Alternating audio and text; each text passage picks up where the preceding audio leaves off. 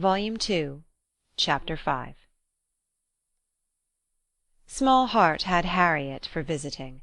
Only half an hour before her friend called for her at Mrs. Goddard's, her evil stars had led her to the very spot where, at that moment, a trunk, directed to the Reverend Philip Elton, White Hart, Bath, was to be seen under the operation of being lifted into the butcher's cart, which was to convey it to where the coaches passed, and everything in this world, excepting that trunk and the direction, was consequently a blank.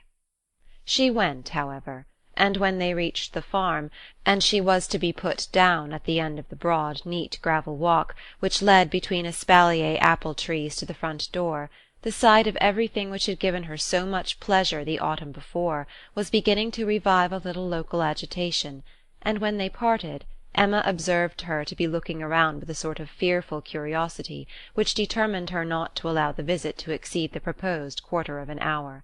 She went on herself, to give that portion of time to an old servant who was married and settled in Donwell. The quarter of an hour brought her punctually to the white gate again, and Miss Smith, receiving her summons, was with her without delay, and unattended by any alarming young man. She came solitarily down the gravel walk, a Miss Martin just appearing at the door, and parting with her seemingly with ceremonious civility. Harriet could not very soon give an intelligible account. She was feeling too much, but at last Emma collected from her enough to understand the sort of meeting and the sort of pain it was creating.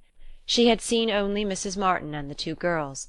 They had received her doubtingly, if not coolly, and nothing beyond the merest commonplace had been talked almost all the time, till just at last, when Mrs. Martin saying all of a sudden that she thought Miss Smith was grown, had brought on a more interesting subject and a warmer manner.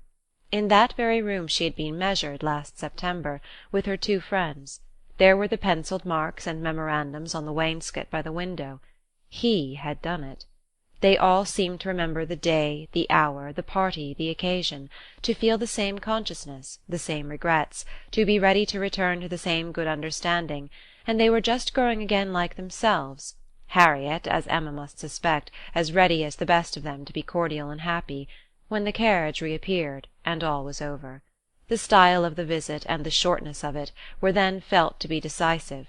14 minutes to be given to those with whom she had thankfully passed 6 weeks, not 6 months ago. Emma could not but picture it all, and feel how justly they might resent, how naturally Harriet must suffer. It was a bad business. She would have given a great deal, or endured a great deal, to have had the Martins in a higher rank of life.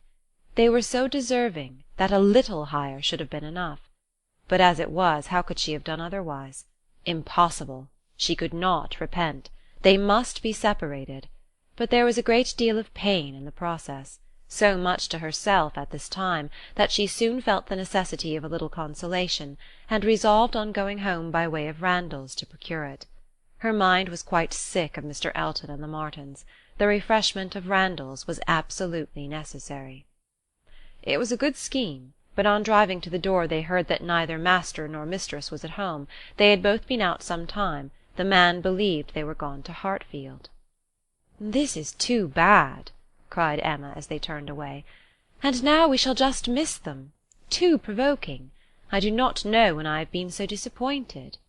And she leaned back in the corner, to indulge her murmurs or to reason them away, probably a little of both, such being the commonest process of a not ill-disposed mind. Presently the carriage stopped. She looked up. It was stopped by Mr. and Mrs. Weston, who were standing to speak to her. There was instant pleasure in the sight of them, and still greater pleasure was conveyed in sound, for Mr. Weston immediately accosted her with, "How do you do? How do you do? We have been sitting with your father. Glad to see him so well. Frank comes to-morrow. I had a letter this morning. We see him to-morrow by dinner-time to a certainty. He is at Oxford to-day, and he comes for a whole fortnight. I knew it would be so. If he had come at Christmas he could not have stayed 3 days. I was always glad he did not come at Christmas.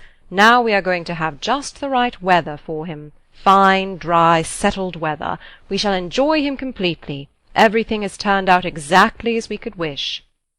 There was no resisting such news, no possibility of avoiding the influence of such a happy face as Mr. Weston's, confirmed as it all was by the words and the countenance of his wife, fewer and quieter, but not less to the purpose. To know that she thought his coming certain was enough to make Emma consider it so, and sincerely did she rejoice in their joy. It was a most delightful reanimation of exhausted spirits. The worn-out past was sunk in the freshness of what was coming, and in the rapidity of half a moment's thought she hoped Mr. Elton would now be talked of no more. Mr. Weston gave her the history of the engagements at Enscombe, which allowed his son to answer for having an entire fortnight at his command, as well as the route and the method of his journey, and she listened and smiled and congratulated. "I shall soon bring him over to Hartfield," said he at the conclusion. Emma could imagine she saw a touch of the arm at this speech from his wife. "We had better move on, Mr. Weston," said she. "We are detaining the girls." "Well, well, I am ready." And turning again to Emma, "But you must not be expecting such a very fine young man. You've only had my account, you know. I dare say he is really nothing extraordinary," though his own sparkling eyes at the moment were speaking a very different conviction. Emma could look perfectly unconscious and innocent, and answer in a manner that appropriated nothing. "Think of me to-morrow, my dear Emma, about 4 o'clock," was Mrs. Weston's parting injunction, spoken with some anxiety, and meant only for her. 4 o'clock! Depend upon it he will be here by 3, was Mr. Weston's quick amendment, and so ended a most satisfactory meeting.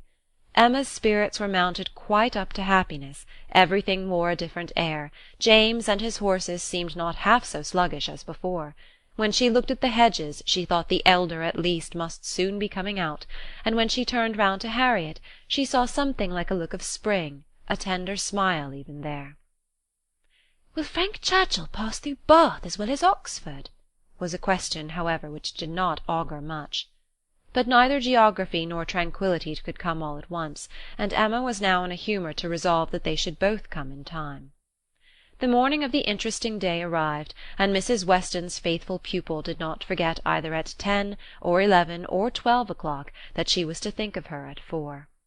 "My dear, dear anxious friend," said she in mental soliloquy while walking downstairs from her own room, "always over-careful for everybody's comfort but your own.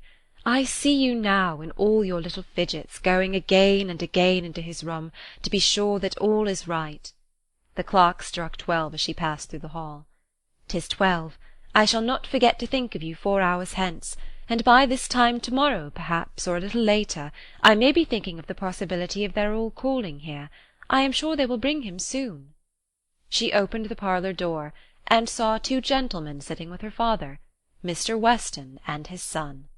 They had been arrived only a few minutes, and Mr. Weston had scarcely finished his explanation of Frank's being a day before his time, and her father was yet in the midst of his very civil welcome and congratulations, when she appeared, to have her share of surprise, introduction, and pleasure.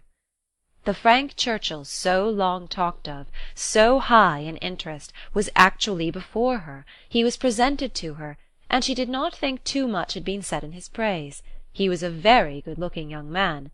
Height, air, address, all were unexceptionable, and his countenance had a great deal of the spirit and liveliness of his father's. He looked quick and sensible. She felt immediately that she should like him, and there was a well-bred ease of manner, and a readiness to talk, which convinced her that he came intending to be acquainted with her, and that acquainted they soon must be. He had reached Randalls the evening before. She was pleased with the eagerness to arrive which had made him alter his plan, and travel earlier, later, and quicker, that he might gain half a day. "I told you yesterday," cried Mr. Weston with exultation, "I told you all that he would be here before the time named. I remembered what I used to do myself. One cannot creep upon a journey, one cannot help getting on faster than one has planned, and the pleasure of coming in upon one's friends before the look-out begins is worth a great deal more than any little exertion it needs."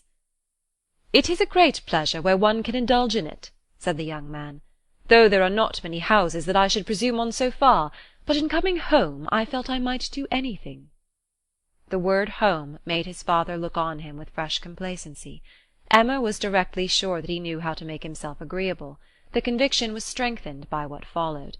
He was very much pleased with Randalls, thought it a most admirably arranged house, would hardly allow it even to be very small, admired the situation, the walk to Highbury, Highbury itself, Hartfield still more, and professed himself to have always felt the sort of interest in the country which none but one's own country gives, and the greatest curiosity to visit it.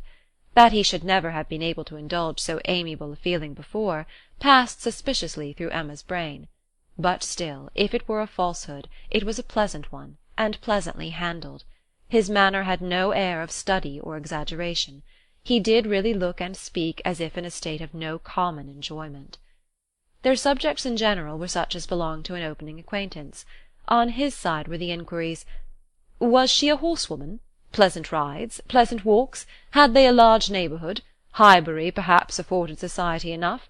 There were several very pretty houses in and about it. Balls? Had they balls? Was it a musical society?"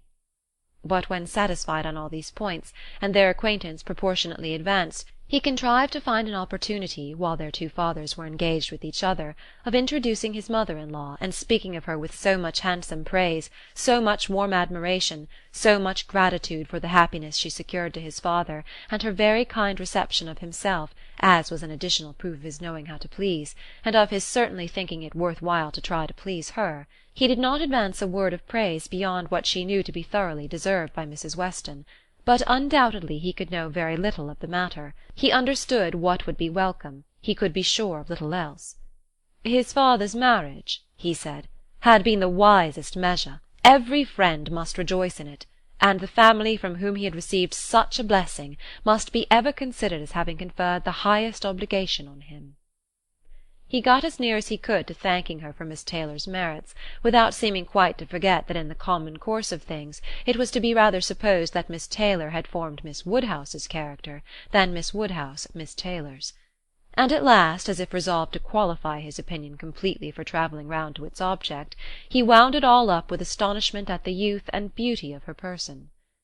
"Elegant, agreeable manners I was prepared for," said he.